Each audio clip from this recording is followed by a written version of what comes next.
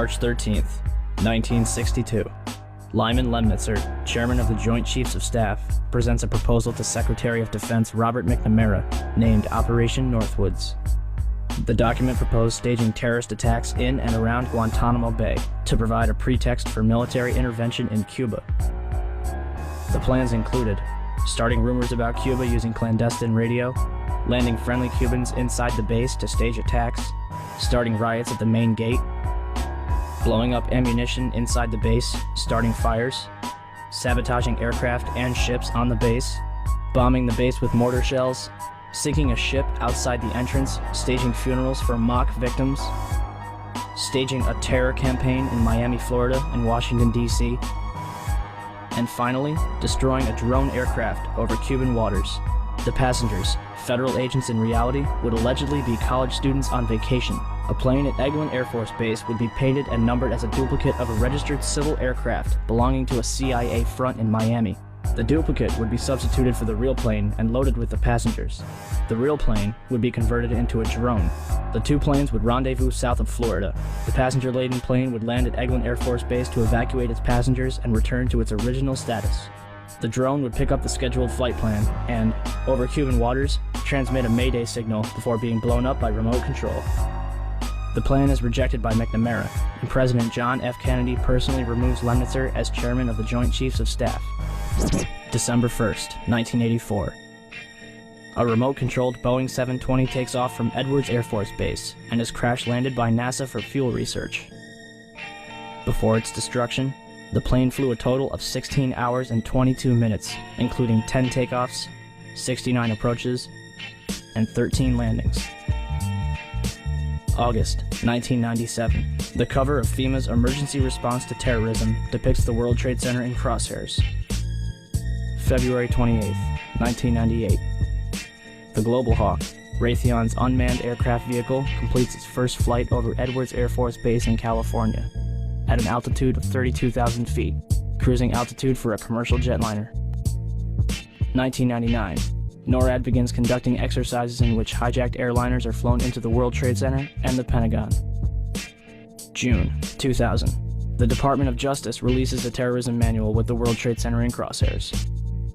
September 2000. The Project for a New American Century, a neo-conservative think tank whose members include Dick Cheney, Donald Rumsfeld, Jeb Bush, and Paul Wolfowitz, releases their report, entitled Rebuilding America's Defenses. In it, they declare that the process of transformation, even if it brings revolutionary change, is likely to be a long one, absent some catastrophic and catalyzing event, like a new Pearl Harbor.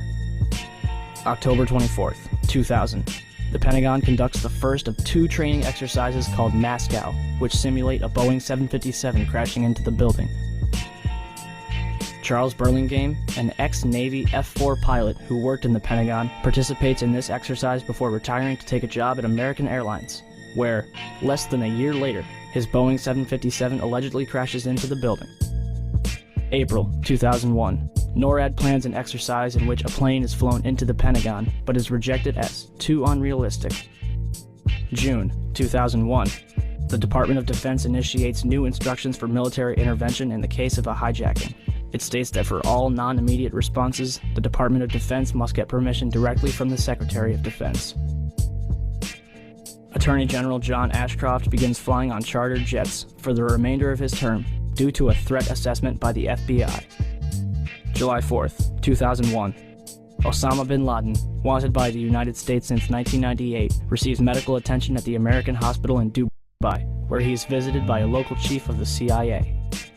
July 24th, 2001. Larry A. Silverstein, who already owned World Trade Center 7, signs a $3.2 billion 99-year lease on the entire World Trade Center complex 6 weeks before 9/11. Included in the lease is a $3.5 billion insurance policy, specifically covering acts of terrorism. September 6, 2001, 3,150 put options are placed on United Airlines stock. A put option is a bet that a stock will fall. That day, put options were more than 4 times its daily average. Bomb-sniffing dogs are pulled from the World Trade Center, and security guards end 2 weeks of 12-hour shifts. September 7th, 2001, 27,294 put options are placed on Boeing stock, more than 5 times the daily average. September 10th, 2001.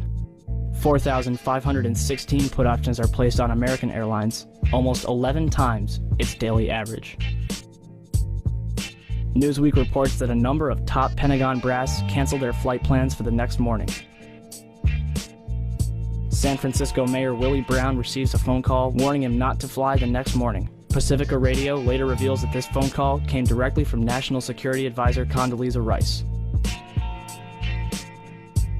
And in Pakistan, at a military hospital, all of the urologists are replaced by a special team in order to host their guest of honor, Osama bin Laden, who is carefully escorted inside to be watched carefully and looked after. September 11th, 2001. The National Reconnaissance Office in Chantilly, Virginia, is preparing for an exercise in which a small corporate jet crashes into their building. NORAD is in the middle of a number of military exercises. The first, Vigilant Guardian, is described as an exercise that would pose an imaginary crisis to North American air defense outposts nationwide. The second, Northern Vigilance, moved fighter jets to Canada and Alaska to fight off an imaginary Russian fleet. 3 F-16s from Washington, D.C.'s National Guard at Andrews Air Force Base, 15 miles from the Pentagon, are flown 180 nautical miles away for a training mission in North Carolina. This left 14 fighter jets to protect the entire United States. Hi, Boston Center, Team U. We have a problem here. We have a hijacked aircraft headed towards New York, and we need you guys we need someone to scramble some F-16s or something up there to help us out. Is this real world or exercise? No, this is not an exercise, not a test. Do we want to think about scrambling aircraft? Oh, God, I don't know. That's a decision somebody's going to have to make probably in the next 10 minutes. Everybody just left the room. The first question I have is basically to get from you a sense of how you would rate the American media in their coverage of the events of the attack last September. Well, let's see. Shamefully is a word that comes to mind. This just in, you were looking at obviously a very disturbing live shot there. That is the World Trade Center, and we have unconfirmed reports this morning that a plane has crashed into one of the towers of the World Trade Center. But overall, the American journalism was cowed and intimidated by this massive flag-sucking, this patriotic orgy. You know, if you criticize the president, it's unpatriotic and there's something wrong with you, you may be a terrorist. So in that sense, Hunter S. Thompson, there's not enough room for dissenting voices? Well, there's plenty of room. There's just not enough people are willing to take the risk. Jim, I don't know whether we've confirmed that this was an aircraft, or to be more specific, some people said they thought they saw a missile. There was definitely a blue logo. It was like a circular logo on the front of the plane.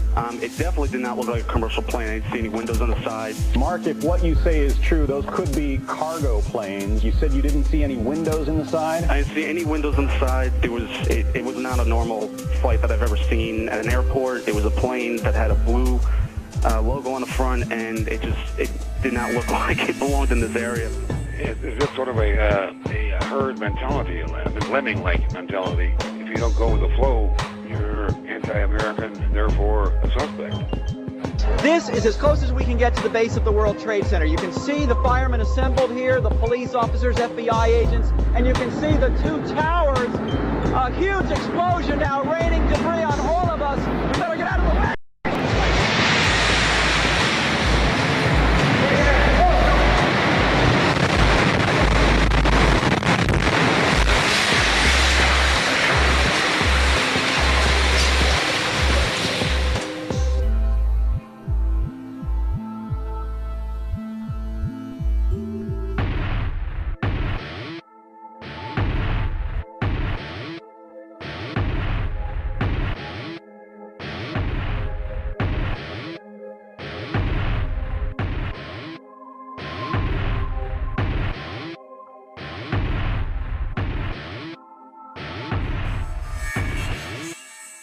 You sort of wonder when something like that happens, well, who stands to benefit? You know, who had the opportunity and the motive You just got to look at these basic things. I don't assume that I know the truth about what went on that day. And yeah, I just look around and looking for who had the motive, who had the opportunity, who had the equipment, who had the will.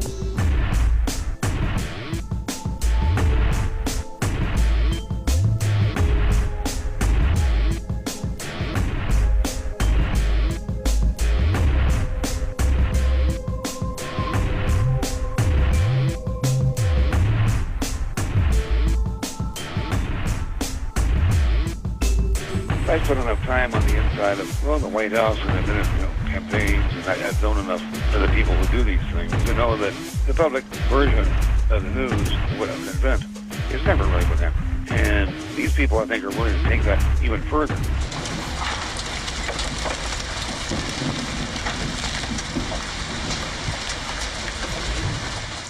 It seems a very long bow to me, but are you sort of suggesting that this worked in the favour of the Bush administration? Oh, absolutely. Absolutely.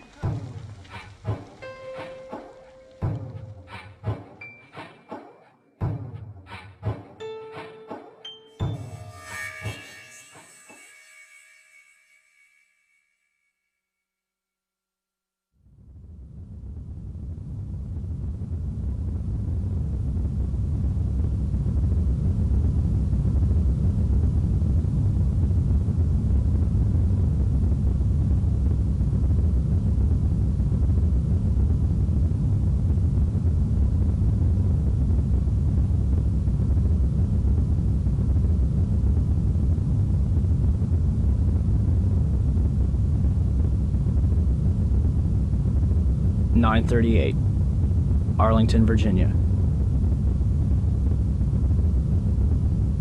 Hani Hanyour allegedly executes a 330-degree turn at 530 miles per hour,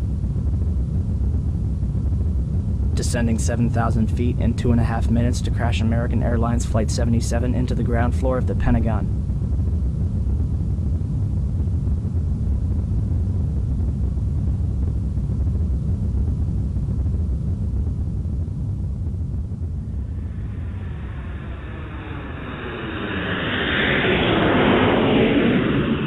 Its final approach took it directly across Interstate 395.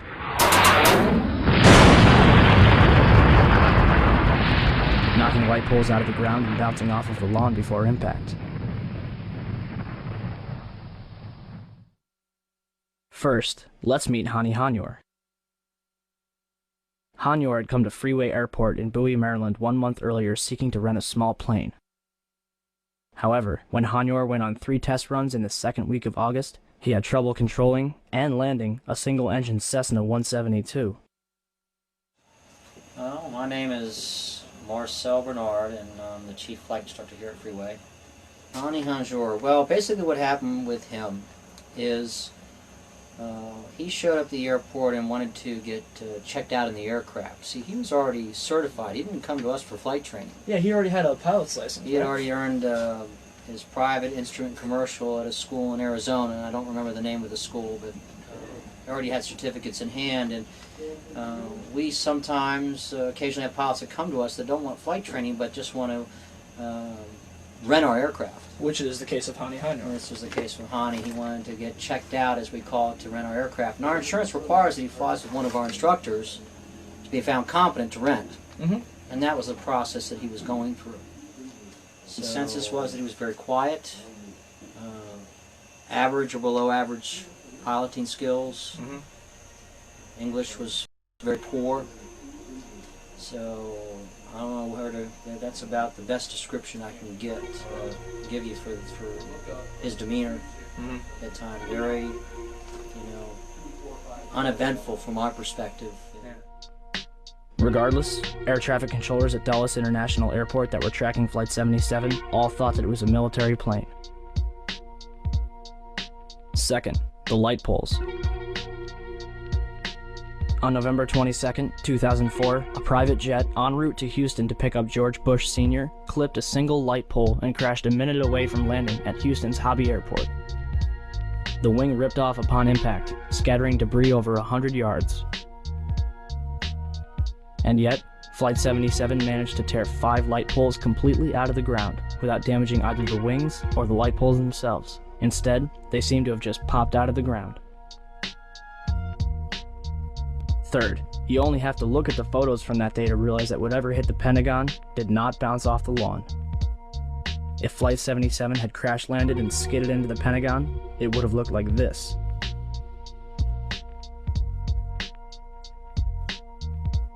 Instead, it looked like this, without a single scratch on the lawn. Fourth, why is there absolutely no trace of Flight 77? You know, it might have appeared that way, but from my close-up inspection, there's no evidence of a plane having crashed anywhere near the Pentagon. The only site is the actual site of the building that's crashed in, and as I said, the only pieces left that you can see are small enough that you could pick up in your hand.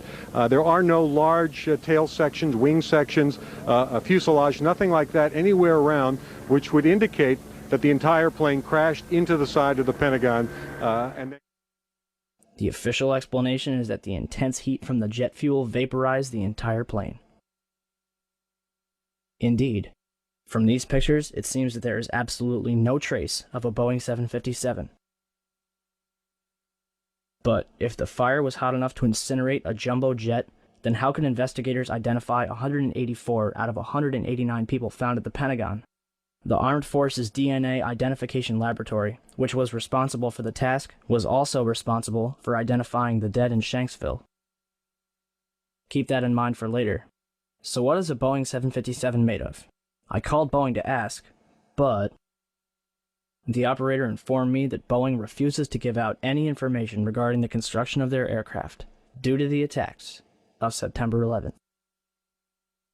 But what we do know is that a 757 has 2 Pratt & Whitney engines made of steel and titanium alloy, which are 9 feet in diameter, 12 feet long, and weigh 6 tons each. Titanium has a melting point of 1,688 degrees Celsius. Jet fuel, also known as kerosene, is a hydrocarbon, which can retain a constant temperature of 1,120 degrees Celsius after 40 minutes, but only if the fuel is maintained. The fuel would have burned off immediately upon impact. Therefore, it is scientifically impossible that 12 tons of steel and titanium was vaporized by kerosene. Likewise, the 2 engines should have been found relatively intact at the Pentagon.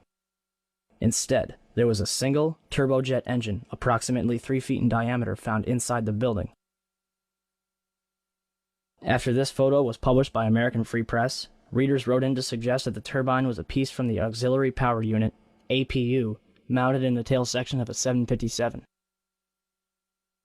Chris Boleyn contacted Honeywell in Phoenix, Arizona, the manufacturer of a 757's APU. An expert, speaking on the condition of anonymity, told him that there's no way that that's an APU wheel. Boleyn then contacted Pratt & Whitney and Rolls-Royce, the 2 companies that manufacture 757 engines. Pratt & Whitney pointed Boleyn towards Rolls-Royce, and John W. Brown, a spokesman for Rolls-Royce, told Boleyn that it is not a part from any Rolls-Royce engine that I'm familiar with. In an article written by Carl Schwartz, President and Chief Executive Officer of Patmos Nanotechnologies, LLC, and iNet Security Systems, he believes that the piece is a JT-8D turbojet engine from a U.S. Air Force A-3 Skywarrior. The piece in the FEMA photo is the front shaft bearing housing. Jet engines have a center shaft, which must be balanced, as well as bear seals on the front and back. The photo shows the front seal and a rotor hub missing its fan blades. These blades are easily removed in a collision such as the one found at the Pentagon. The United States Air Force has only a few A-3s left in operation, and they are stored in Van Nuys, California, at Hughes Aircraft, which is now better known as Raytheon. So if this piece didn't come from a 757, then where? And where are the engines from Flight 77? The second identifiable piece of debris was allegedly a piece of the fuselage. Skeptics have claimed that this is proof that Flight 77 hit the Pentagon. But this piece could have come from any American Airlines plane. And why is it not singed or scratched after a 530 mile/hour impact and the subsequent fireball? The third piece of debris was a diffuser case. Let's look a little closer at the diffuser case of a 757. Do you see the triangular bezels around the openings? Those are nowhere to be found on the case found at the Pentagon. The remainder of the debris was light enough to have been carried by hand, and employees at the Pentagon were seen carrying away a large box shrouded in a blue tarp. Why the mystery? If Flight 77 was vaporized on impact, it would be the first time in aviation history. For example, August 15, 2005, Helios Airways Flight 522, a Boeing 737 en route to Athens, Greece, crashed into a hillside at full speed. 121 passengers, all dead. Fire. Tail sections. Wing sections. Engines. Cockpit. Bodies. Catch my drift? Fifth, why is the damage to the Pentagon completely inconsistent with a Boeing 757?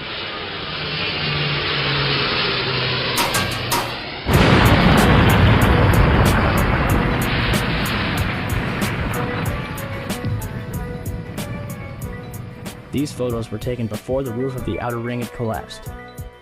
The only damage to the outer wall is a single hole, no more than 16 feet in diameter. A Boeing 757 is 155 feet long, 44 feet high, has a 124-foot wingspan, and weighs almost 100 tons. Are we supposed to believe that it disappeared into this hole without leaving any wreckage on the outside? Why is there no damage from where the wings, or the vertical stabilizer, or the engines would have slammed into the building? Remember how big the engines were? If 6 tons of steel and titanium slammed into the Pentagon at 530 miles per hour, they would bury themselves inside the building, leaving 2 very distinct imprints. And yet, the only damage on the outside of the Pentagon is this single hole, with no damage from where the engines would have hit. Why are the windows next to the hole completely intact? Why are the cable spools directly in front of the hole completely untouched? And as for the inside of the Pentagon, there's another hole, approximately 16 feet in diameter, found on the other side of the C-ring, 3 rings from the impact. For that hole to have been caused by Flight 77, the Boeing would have had to smash through 9 feet of steel-reinforced concrete. The nose of a commercial airliner is composed of lightweight carbon. This is what usually happens to the nose of a commercial airliner in a plane crash. If the nose caused this hole, where's the rest of the debris from the plane? So what could blow a 16-foot hole in the outer ring of the Pentagon, smash through 9 feet of steel-reinforced concrete, and leave another 16-foot hole? A cruise missile. This is what Slobodan Milosevic's residence in Belgrade looked like after a Tomahawk cruise missile had hit it. See any similarities? Sixth, the eyewitnesses. Some saw a huge 100-ton commercial airliner. Standstill, and I looked off. I was, looked out my window. I saw this plane, a jet, American Airlines jet, coming. Some saw a small 8 to 20 passenger commuter plane. So what looked to be maybe a 20-passenger corporate jet, no markings on the side, coming in at a shallow. And some saw a United States military helicopter. When it occurred, he said that he saw a helicopter circle the building. He said that it appeared to be a U.S. military helicopter and that it disappeared behind the building where the helicopter landing zone is, and that he then saw a fireball go into the sky. So who's telling the truth? Take this into consideration. April Gallup was working in the Pentagon's west side when it was hit. In Jim Mars's book, Inside Job, April claims, while in the hospital, men in suits visited her more than once. They never identified themselves or what agency they worked for. They didn't tell her what to say, just made suggestions. For example, to take the compensation money and shut up. They also kept insisting that a plane hit the building. They repeated this over and over. But I was there, and I never saw a plane, or even debris from a plane. I figured this story is to brainwash people. So if a Boeing 757 didn't hit the Pentagon, then what did? Eyewitnesses inside and outside the building were thrown to the ground by what they described as a shockwave.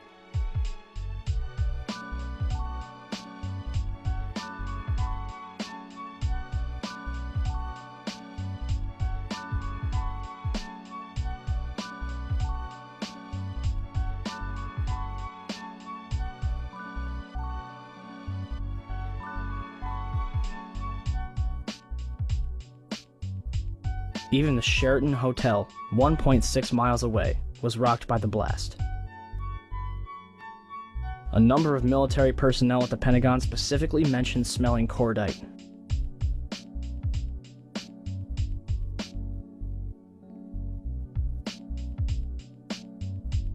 Cordite and jet fuel have two very distinct smells. Cordite is a compound used in ammunition which is comprised of nitroguanidine, nitrocellulose, and nitroglycerin. It is cool burning, produces little smoke and no flash, but produces a strong detonation wave. And eyewitnesses described a bright, silvery flash. Jet fuel combustion, i.e., the planes that struck the Twin Towers, is bright yellow at best. Watch this. A massive smoldering fireball. No silvery flash, no shockwave. And at the Pentagon, a tiny, bright, silvery flash, which shakes nearby buildings. Whatever it was, it might have been related to the two planes that were in the air after the crash. The first one was uniformly identified as a C-130.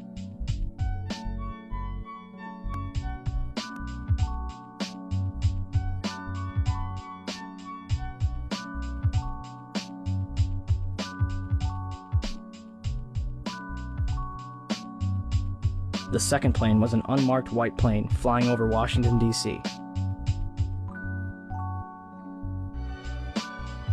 Aaron, I'm standing in Lafayette Park directly across from the White House, perhaps about 200 yards from the White House residence itself. About 10 minutes ago, there was a white jet circling overhead. Now, you generally don't see planes in the area over the White House. That is restricted airspace. No reason to believe that this jet was there for any nefarious purposes, but the Secret Service was very concerned, pointing up at the jet in the sky. It is out of sight now, best we can tell. At 9:25, Jane Garvey, the head of the FAA, initiated a national ground stop, which prevents further takeoffs and requires all planes in the air to land. The order, which hasn't been implemented since 1903, applied to almost every single kind of plane, civilian, military, or law enforcement. Certain military flights were allowed to fly during this time, but the FAA isn't talking. Why were these two planes allowed in the air when everyone else had to land? And finally, why did people keep reporting a second explosion at the Pentagon? Well, I can't tell you about that, but I was just here in front of the Capitol, which, by the way, has been evacuated, and back toward the Supreme Court area, we just heard a low, muffled thud. It sounded like a small explosion. There have been unconfirmed reports of second explosions here at the Pentagon. We have not confirmed that, but again, the counterintelligence sources can... Where did this fireball come from? 7th, surveillance cameras from a gas station, Sheraton Hotel, and the Virginia Department of Transportation captured the entire thing. However, the FBI was there within minutes to confiscate the tapes, including a warning for the employees not to discuss what they had seen. If the government wishes to prove once and for all that Flight 77 hit the Pentagon, all they would have to do is release one of those tapes. Instead, they released 5 frames from a camera across the heliport, even though none of them show a 757.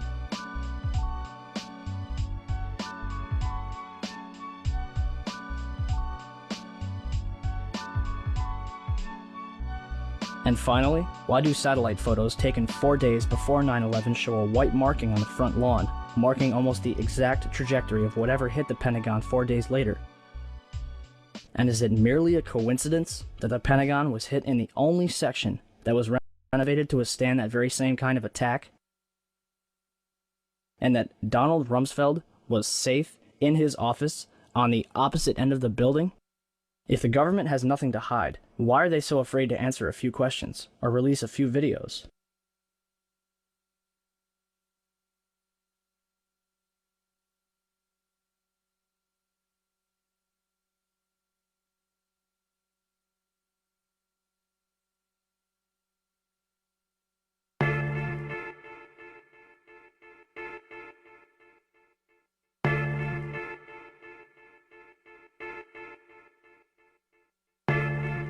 (9:59), New York City, New York. The South Tower of the World Trade Center collapses to the ground in approximately 10 seconds. 29 minutes later, the North Tower follows suit. collapsing in approximately 10 seconds. Later that evening at 5:20, World Trade Center 7, a 47-story office building 300 feet away from the North Tower, suddenly collapses. The building's tenants included the CIA, Department of Defense, IRS, Secret Service, and Rudy Giuliani's emergency bunker. And the SEC was using it to store 3,000 to 4,000 files related to numerous Wall Street investigations. Although every single building surrounding Building 7 stood intact, it fell straight down into a convenient little pile in 6 seconds. Official explanation? Falling debris from the Twin Towers created an internal fire, which ignited several fuel tanks inside the building. If this is true, then it would be the third building in history to collapse because of a fire. The first two would be the Twin Towers.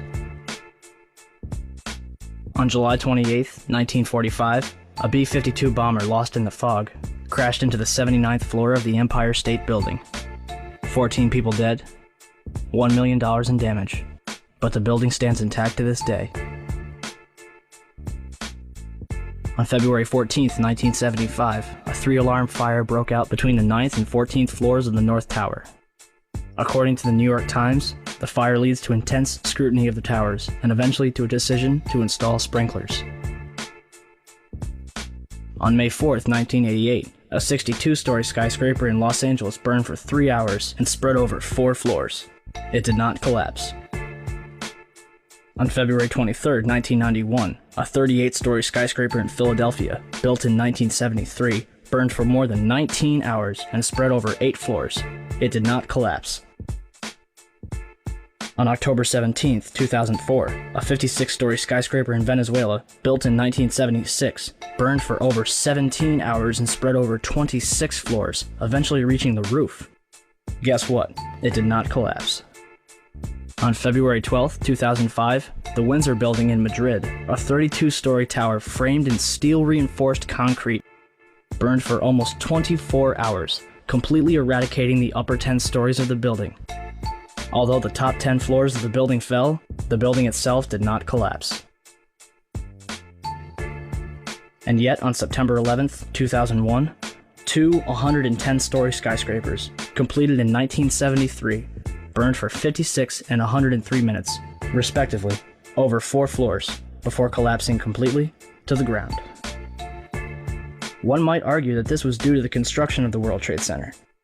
Let's look at what was inside those buildings. The Twin Towers were composed of 200,000 tons of steel, 425,000 cubic yards of concrete, 103 elevators, 43,600 windows, 60,000 tons of cooling equipment, and a 360-foot television antenna.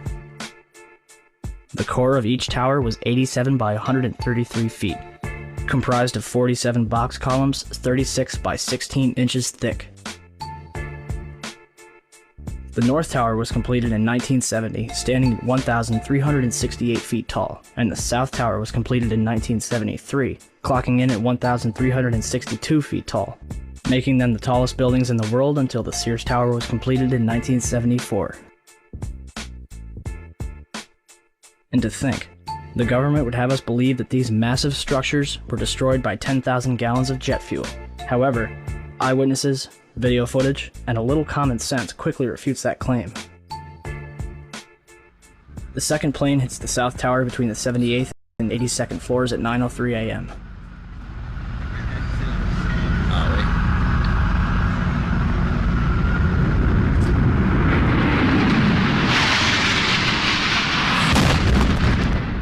Barely hitting the southeast corner, the majority of the jet fuel exploding outside in a massive fireball.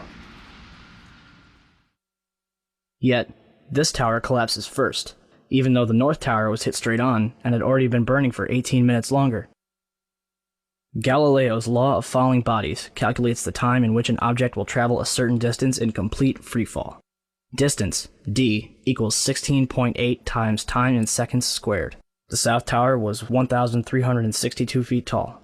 1362 equals 16.08 times 84.7, or 9.2 seconds.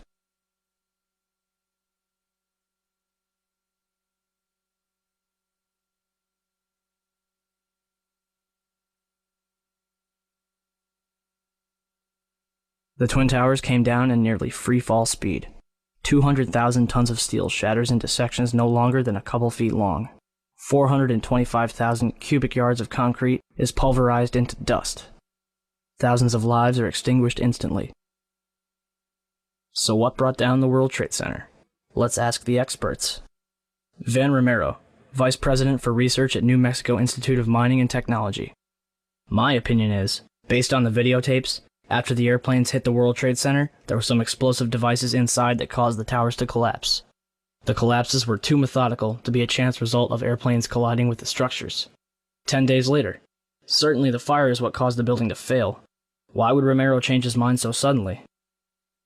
Hyman Brown, civil engineering professor and the World Trade Center's construction manager. It was over-designed to withstand almost anything, including hurricanes, high winds, bombings, and an airplane hitting it.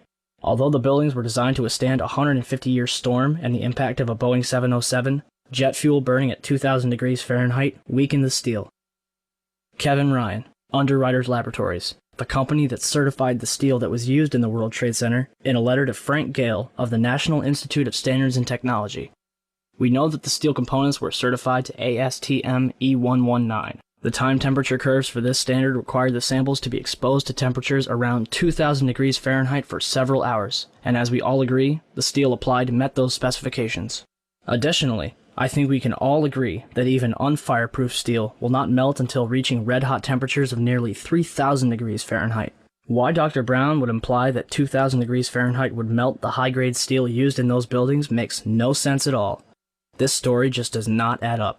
If steel from those buildings did soften or melt, I'm sure we can all agree that this was certainly not due to jet fuel fires of any kind, let alone the briefly burning fires in those towers. Ryan's statements directly contradict statements from so-called experts, which claim that 2,000-degree heat inside the World Trade Center caused the towers to collapse. Days after writing this letter, Kevin Ryan was fired from his position. Not even the experts agree with each other. So what else could have caused the Twin Towers in Building 7 to collapse? 10 o'clock Eastern Time this morning, just collapsing on itself. The second building that was hit by the plane has just completely collapsed. We have no idea what caused this. Almost looks like one of those planned implosions. As if a demolition team set off.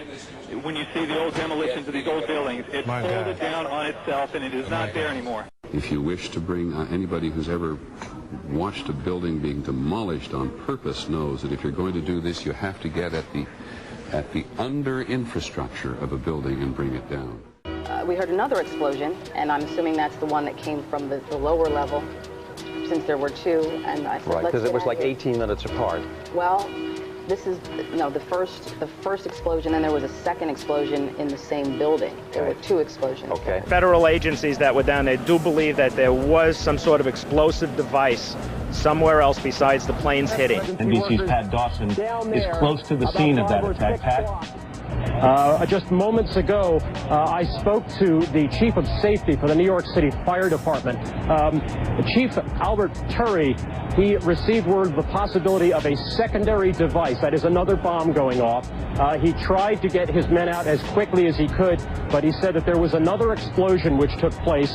And then an hour after the first hit here, with the first crash that took place, he said, there was another explosion that took place in one of the towers here.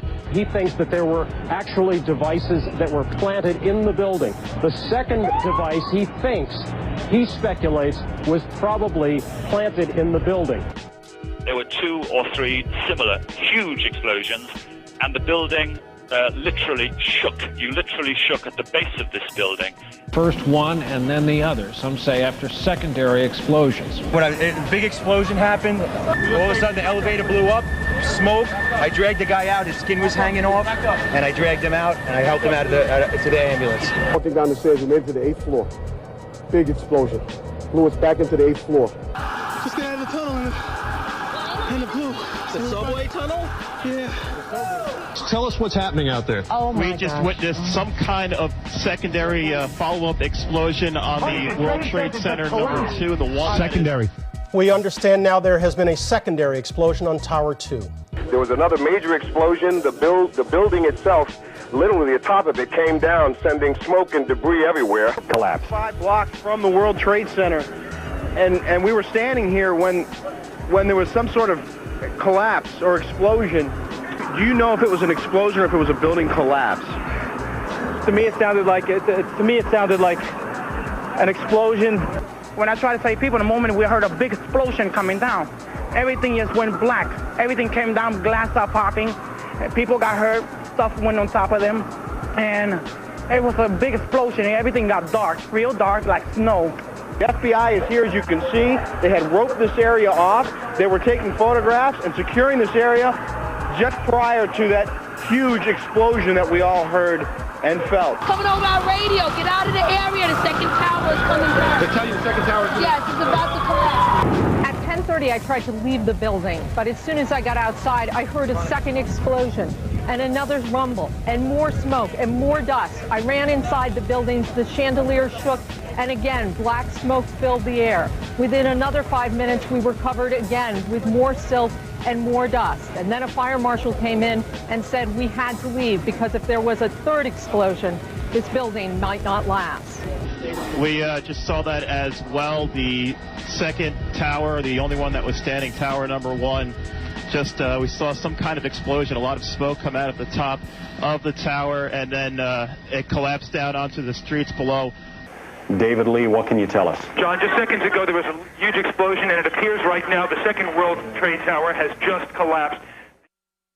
One eyewitness was standing among a crowd of people on Church Street, 2.5 blocks from the South Tower, when he saw a number of brief light sources being emitted from inside the building between floors 10 and 15. He saw about 6 of these flashes, accompanied by a crackling sound before the tower collapsed. Ginny Carr was attending a business meeting on the 36th floor of One Liberty Plaza, across the street from the World Trade Center, and caught the entire first attack on tape. A second explosion can be heard 9 seconds after the crash.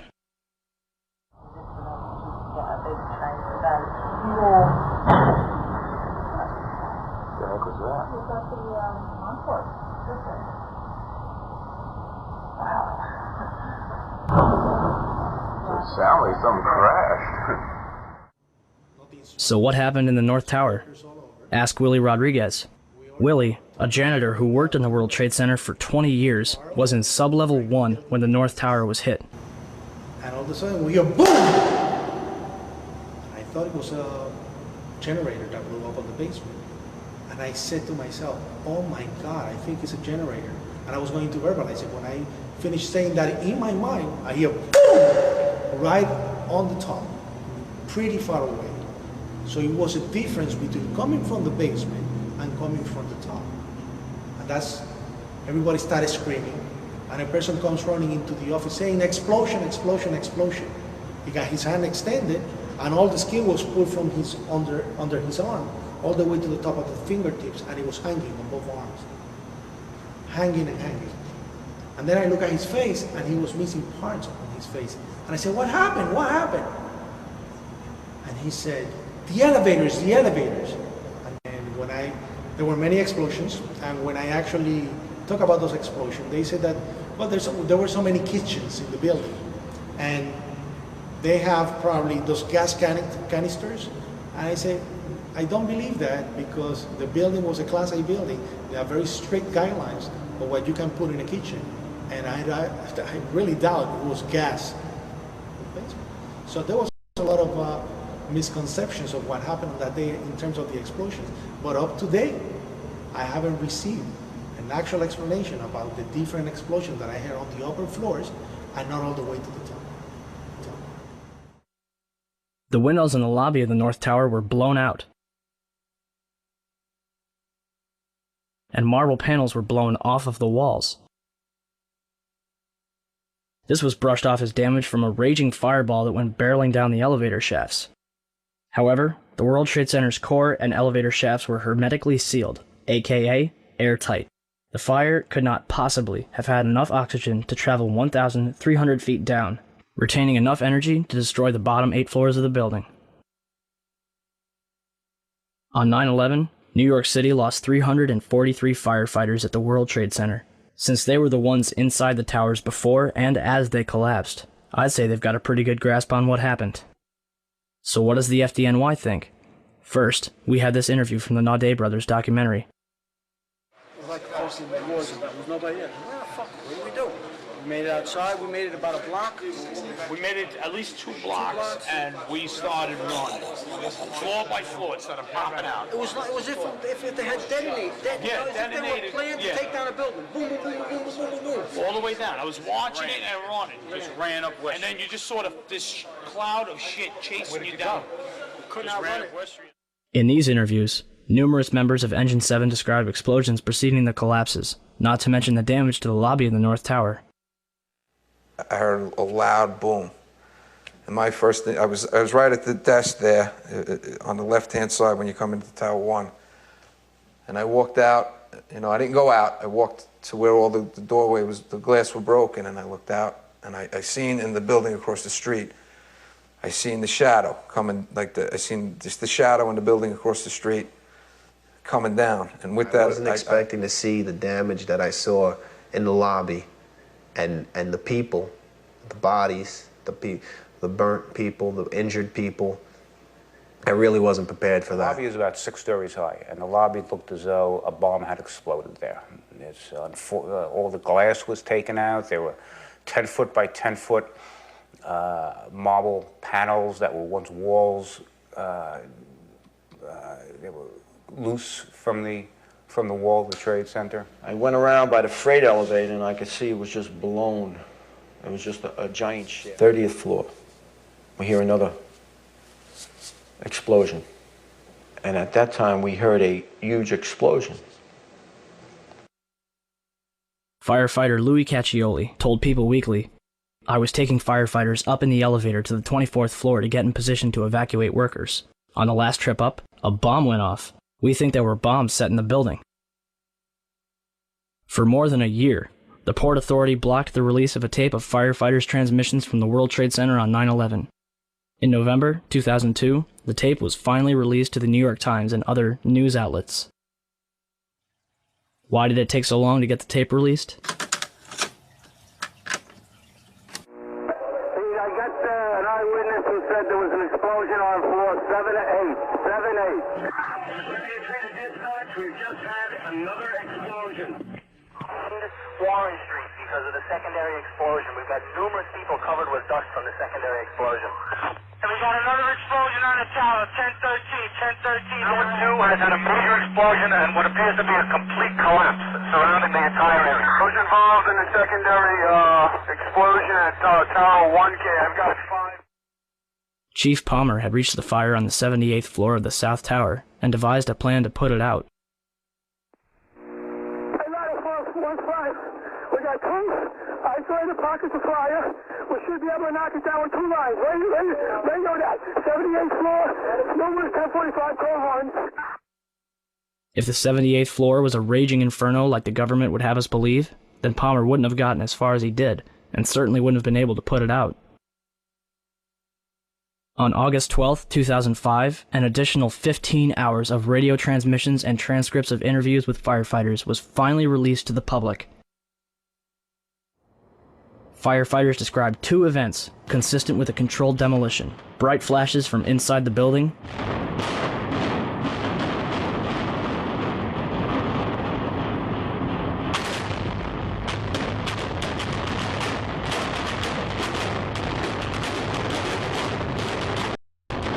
and a number of crackling sounds before the buildings collapsed.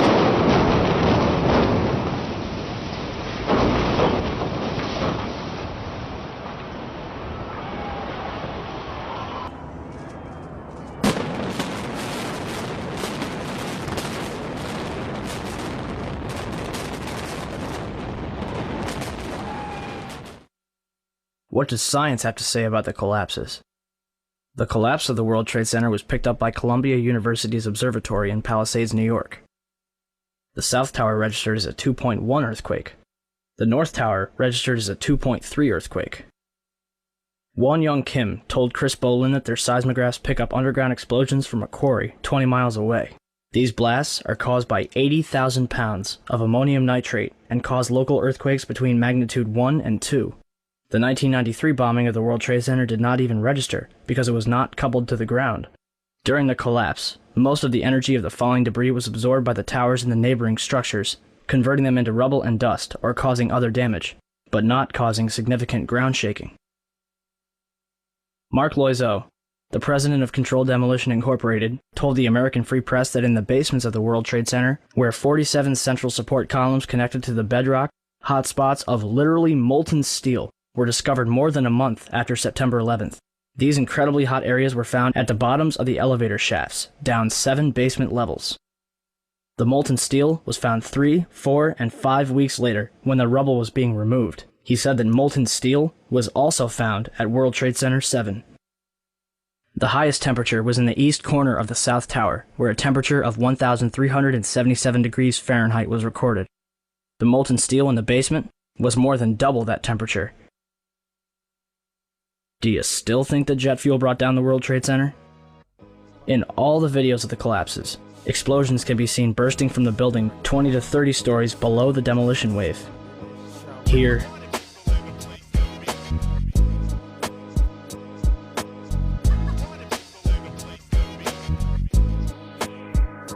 here,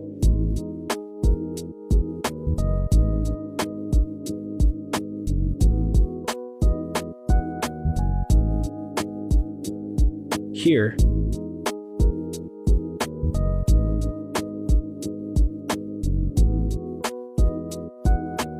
here,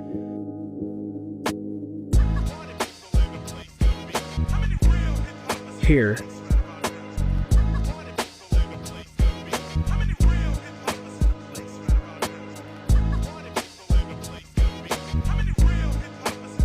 and here. Etienne Sauret was filming her documentary, World Trade Center, the first 24 hours, and caught both collapses on tape. Watch carefully.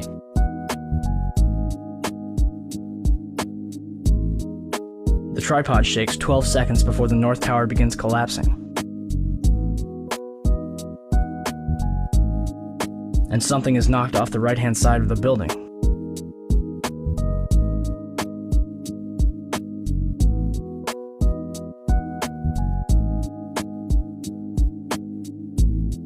You're probably asking, if there were bombs in the building, how would they get in there without anyone noticing? Ben Fountain, a financial analyst who worked in the World Trade Center, told People magazine that in the weeks before 9/11, there were a number of unannounced and unusual drills where sections of both the Twin Towers and Building 7 were evacuated for security reasons. Daria Cord, a guard in the North Tower, told Newsday that security detail was working 12-hour shifts for 2 weeks before 9/11, but on Thursday the 6th, bomb-sniffing dogs were abruptly removed from the building. So who authorized all this?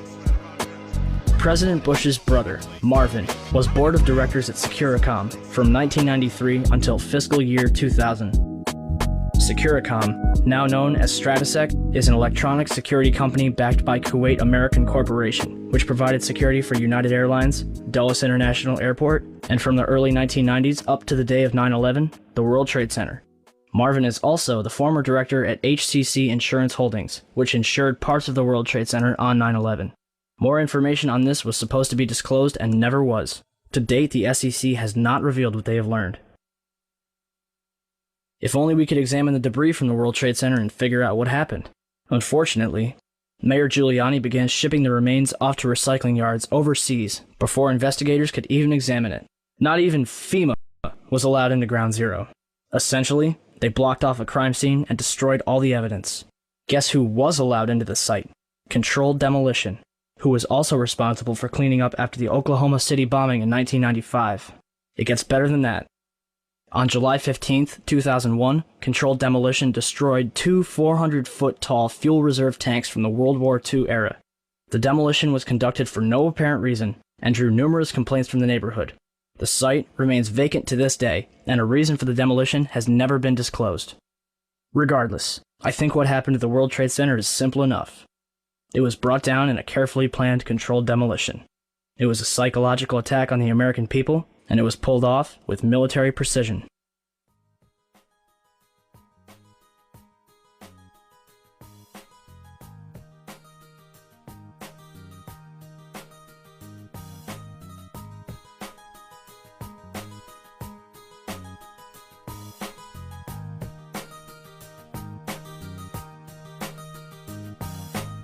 10:06 a.m., Shanksville, Pennsylvania.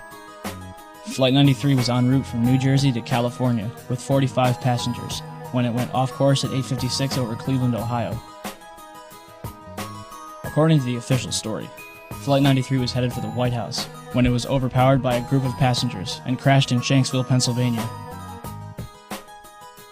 Out of all of the events of 9/11, the one that has caused the most confusion is Flight 93.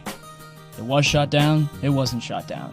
However, evidence suggests that perhaps Flight 93 was nowhere near Shanksville. I want to get quickly to Chris Kanicki. He's a photographer with the Pittsburgh affiliate of Fox affiliate. He was back there just a couple of minutes ago, and Chris, I've seen the pictures. It looks like there's nothing there except for a hole in the ground. Basically, that's right. The only thing you could see from where we were was a big gouge in the earth and some broken trees. We could see some people walking around in the area, but from where we could see, there wasn't much left. Any large pieces of debris at all? No, there was nothing that you could distinguish that a plane had crashed there. Smoke, fire? Nothing. It was absolutely quiet. It was actually very quiet. Nothing going on down there, no smoke, no fire, just a couple of people walking around. They look like part of the NTSB crew walking around looking at the pieces. How big would you say that hole was? From my estimates, I would guess it was probably about 20 to 15 feet long and probably about 10 feet long or 10 feet wide. What could you see on the ground, if anything, other than dirt and ash? And you couldn't see anything. You could just see dirt, ash, and people walking around, broken trees. Wally Miller, a Somerset County coroner, told the Houston Chronicle, "It looked like somebody just dropped a bunch of metal out of the sky." In the Washington Post, "It looked like someone took a scrap truck, dug a 10-foot ditch, and dumped trash into it." And as for the passengers, I stopped being coroner after about 20 minutes because there were no bodies there. In the Pittsburgh Review, I have not, to this day, seen a single drop of blood. Not a drop. It would seem that, on one day, for the second time in history, an entire plane, along with its passengers, disappeared upon impact. There are no signs of any survivors at the site of a Nigerian plane crash. That is the word from the Red Cross, which has a representative on site. The first pictures of the crash scene show a large crater with the Boeing 737 broken into small pieces. The plane crashed shortly after taking off from Lagos in a heavy storm. The flight was going to the Nigerian capital of Abuja and was believed to be carrying some senior Nigerian officials. So if Flight 93 didn't go down in Shanksville, then where? You ready for this? Cleveland. At 11:43 on September 11th, WCPO, a local TV station in Cincinnati, Ohio, reported that 2 planes landed at Cleveland Hopkins Airport due to a bomb threat. United Airlines identified one of the planes as Flight 93. Are you confused? Well, it gets better. Check it out. At approximately 10 a.m., Cleveland Hopkins Airport was evacuated amidst rumors that a hijacked plane was going to land. Passengers had to leave, but couldn't drive. They had to walk or hitchhike. Buses weren't allowed to leave. People were sent home. According to Associated Press and local Ohio papers, one plane landed at approximately 10:45. But Delta Airlines confirmed that their plane, Delta 1989, landed in Cleveland at 10:10. Therefore, Flight 93 landed at Cleveland at approximately 10:45. Authorities searched Delta 1989 for over 2 hours, and passengers were questioned individually. The plane dealer reported that the plane was evacuated at 12:30, but the Akron Beacon reports that a plane was evacuated at 11:15, which would make that Flight 93. Mayor White reported that the plane had 200 passengers. But a passenger from Delta 1989 describes 60 or so passengers. So at 11:15, 200 or so passengers were released from Flight 93. The passenger from Delta 1989 states that she was taken into FAA headquarters. But other reports say that passengers were brought into the NASA Glenn Research Center, located near the west end of the airport, which had already been evacuated. So, to sum up, Delta 1989 landed at 10:10, was evacuated at 12:30, almost 2.5 hours later, and 69 passengers were taken to FAA headquarters. Flight 93 landed at 10:45 and evacuated within a half hour. 200 or so passengers quickly taken to an empty NASA research center. Why did it take 140 minutes to evacuate 69 passengers when 200 were evacuated in a half hour? We can assume that the passengers from Delta 1989 are safe somewhere. The question remains, what happened to the 200 or so passengers from Flight 93? It's interesting to note that the combined total of all the passengers from all 4 flights is 198, or 243, depending on who you ask. We may never know what really happened to Flight 93, but we do know what didn't happen.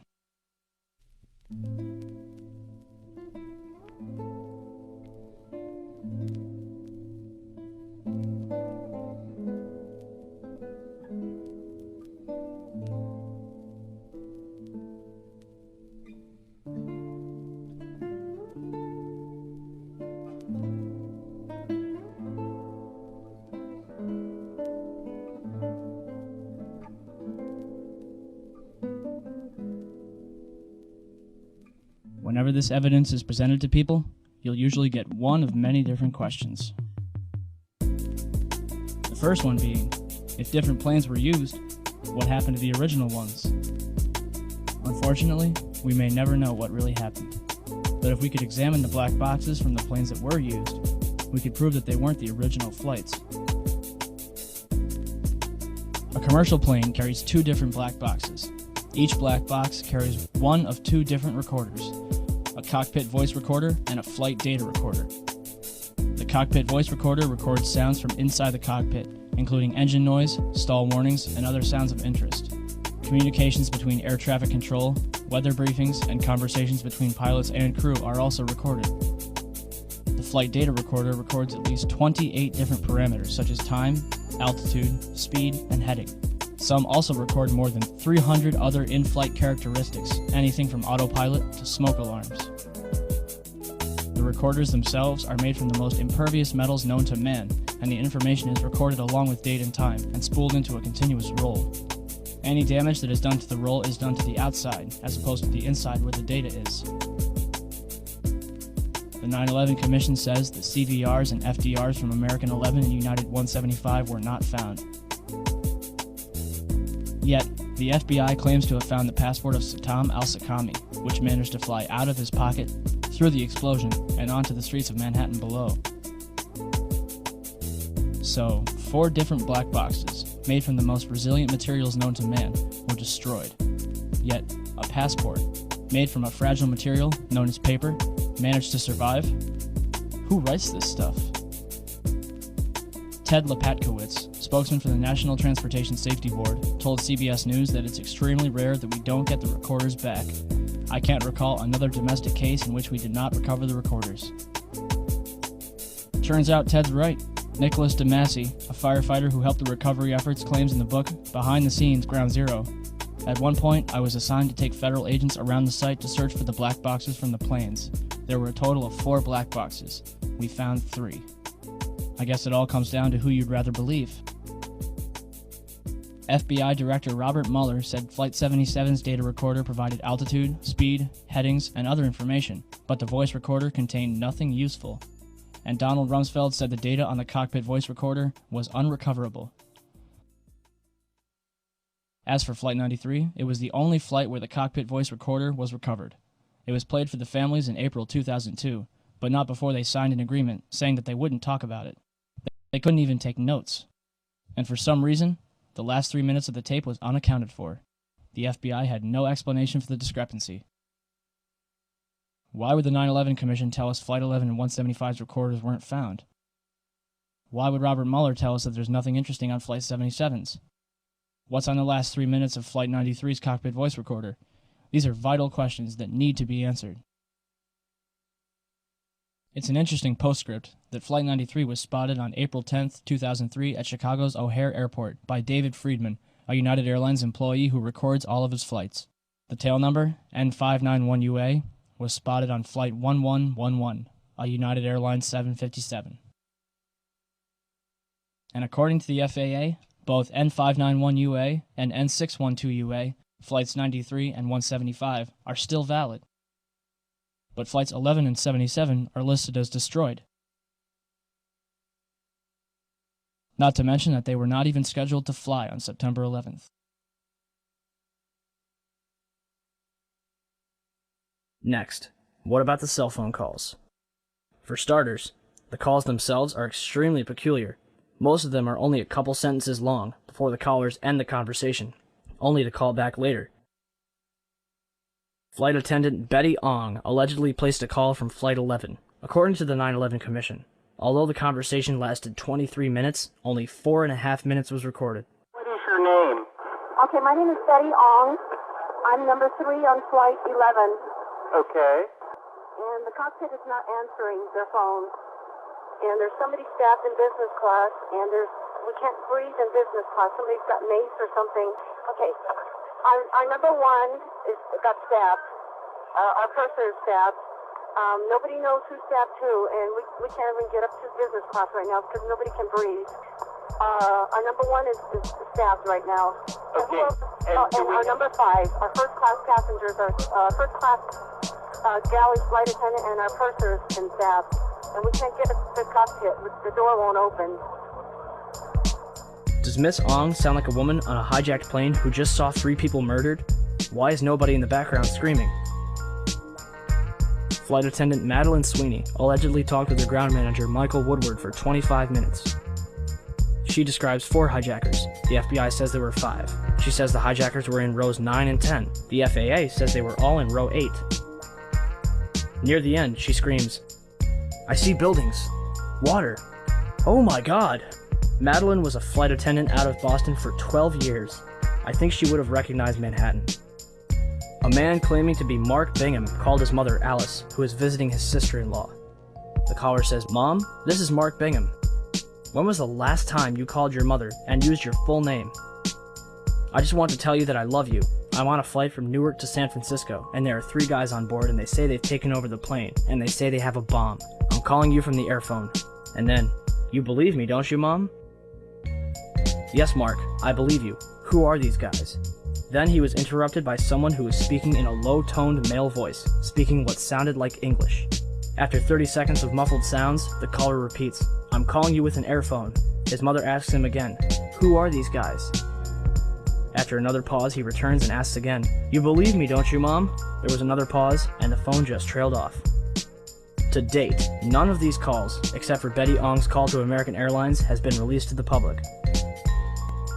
But to be honest, none of that matters. Why? Because none of these calls could have taken place. Key Dudney of Physics911.net conducted some research of his own.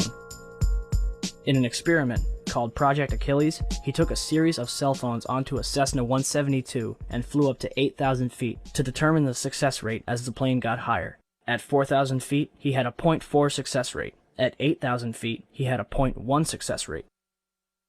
For 32,000 feet, cruising altitude for a commercial airliner, he calculated a 0.006 success rate, less than 1 in 100th of a chance. Don't believe me? Even American Airlines has put their foot in the government's mouth. On July 15th, 2004, passengers aboard a commercial American Airlines flight were able to send and receive calls from their cell phones as if they were on the ground, thanks to a cell station that was installed into the plane. It worked great.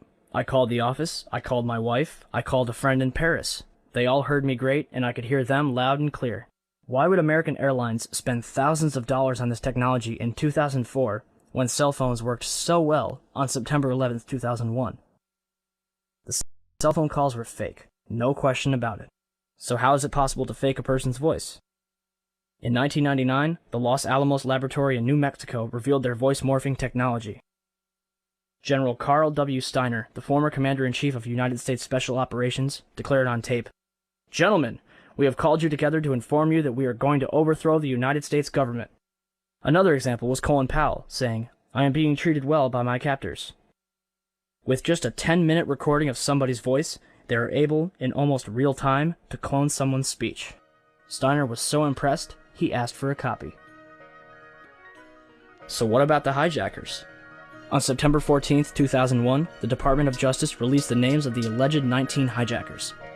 But on September 23rd, the BBC reported that Walid al-Shehri was alive and well in Casablanca, Morocco. They also tracked down Abdulaziz Al-Amari, who was an engineer with Saudi Telecom and lost his passport while studying in Denver. In the same article, FBI Director Robert Mueller admitted that the identity of several of the hijackers is in doubt. So how many hijackers turned up alive? At least 9 of them. Wael al-Shari is alive and well. Mohand al-Shari is alive in Saudi Arabia. Khaled al-Midar is a computer programmer in Mecca. Salem al-Hazmi works at a chemical plant in Yanbu, Saudi Arabia. Saeed al-Ghamdi is training to be a pilot in Tunis. Ahmed al-Nami is an administrative supervisor for Saudi Airlines. We already covered Walid and Abdulaziz. And last but not least, Mohammed Atta's father claimed to receive a phone call from his son on September 12th. On September 20th and 27th, Mueller admitted on CNN that there is no legal proof to prove the identities of the hijackers. Indeed, after all, not even the official autopsy for Flight 77 lists the hijackers. And the opening paragraph makes no mention of their absence. So, if there's no proof that the hijackers were members of Al-Qaeda, or if they were even on the plane in the first place, what justification do we have for bombing Afghanistan? Oh, that's right. The Bin Laden confession tape. On December 14th, 2001, the government released a tape, allegedly of Bin Laden confessing to the attacks of September 11th, which they claimed to find in a house in Jalalabad, Afghanistan. Except there's a number of things wrong with this tape. 1. The tape itself is of very poor quality. And 2. The man in the video looks and acts nothing like Bin Laden. According to the FBI's website, Osama is left-handed. Yet, in this video, he's writing a note with his right hand. Not to mention he's wearing a gold ring, which is forbidden by Islamic law, and is never mentioned in the FBI's description of him. Compare this video to 4 other pictures of Bin Laden. Does anybody else see a problem here? Until the government can prove without a shadow of a doubt that Al-Qaeda was behind September 11th, the American people have every reason to believe otherwise.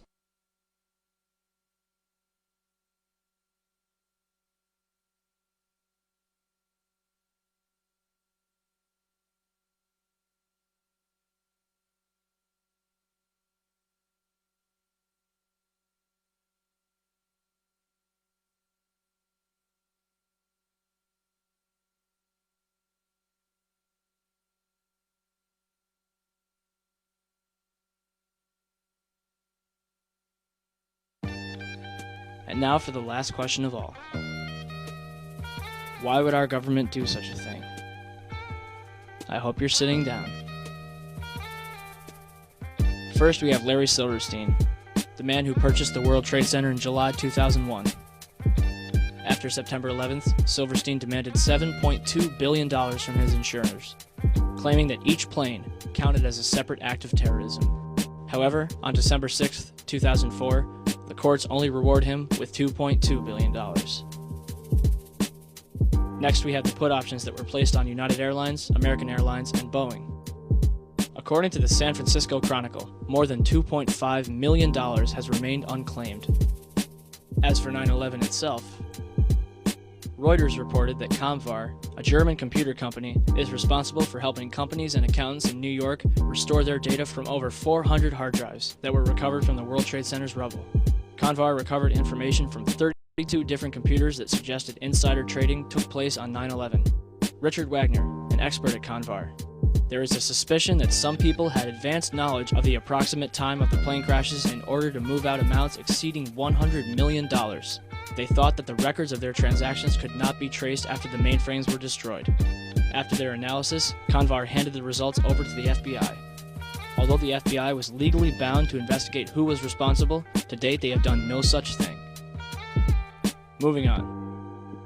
According to Wikipedia, one of the world's largest gold depositories was stored underneath the World Trade Center. In 1993, the value of the gold was estimated at $1 billion, rumored to be owned by Kuwaiti interests. When the World Trade Center was destroyed, the amount of gold far exceeded the 1993 levels. The gold was finally recovered in its entirety in late 2001. Or was it? On November 1st, 2001, the Times Online reported that a large amount of gold was discovered in the wreckage of the World Trade Center. Mayor Rudolph Giuliani announced that more than $230 million was recovered from Ground Zero. However, the COMEX Metals Trading Division was storing gold bars for the Bank of Nova Scotia, Chase Manhattan Bank, Bank of New York, Hong Kong, and Shanghai Banking, totaling $950 million. And that's just one company. Rumor has it that over $160 billion in gold was stored in the World Trade Center. So where did all the gold go? Remember the gold that was found in November 2001? Reuters reported that it was discovered in the back of a 10-wheel truck, along with several cars, in a delivery tunnel underneath World Trade Center 5. No bodies were recovered. As workers got closer to the gold, authorities began restricting access to Ground Zero, joined by FBI and Secret Service agents. One worker, who was directed away from the tunnel, told a reporter, "If I tried to go down there, they would have shot me." Heavy machinery operators and others worked under the watchful eye of more than 100 armed officers. So let me get this straight. Gold from World Trade Center 4 was found underneath World Trade Center 5 in an empty delivery truck with an empty escort of cars. I think it's safe to say that they were running away from the South Tower. The question is, how did they know to flee from their stash when not even the firefighters inside the South Tower expected it to collapse? $167 billion in gold. $200 million is found. And that's just the money. After September 11th, President Bush had and continues to have permission to do and say whatever he wants, all under the pretext of 9/11. The Patriot Act. The Department of Homeland Security. Afghanistan. Iraq. Got him. Good. Second one. Hit the other one. It's time for America to accept 9/11 for what it was. A lie which killed thousands of people, only in turn killing hundreds of thousands more to make billions upon trillions of dollars. Are you angry yet? You should be. Every single attempt to investigate and uncover the truth behind 9/11 has been blackballed, ridiculed, and harassed by both the government and media alike for even daring to question the official story. Jimmy Walter, who spent nearly $2 million on an advertising blitz to convince people here in New York and elsewhere that 9/11 was a self-inflicted wound. Jimmy, welcome. Why are you doing this? I'm a patriot trying to defend this country from the real terrorists who have damaged and changed our country. I am asking the same questions that the widows and orphans, parents and friends of the victims of 9/11 are asking and have not had answered by either the 9/11 Commission nor by any real investigation to the mass murders that 66% of New Yorkers want investigated. Okay, Jimmy. I'll say it again. Why are they hiding from us? What are they hiding from us? And what's it going to take until people in this country give a damn and do something about it? America has been hijacked. Not by Al-Qaeda, not by Osama bin Laden, but by a group of tyrants ready and willing to do whatever it takes to keep their stranglehold on this country. So what are we going to do about it? Anything. Share this information with friends, family, total strangers, hold screenings, conferences, whatever you have to do to get the word out. It's up to you. Ask questions. Demand answers.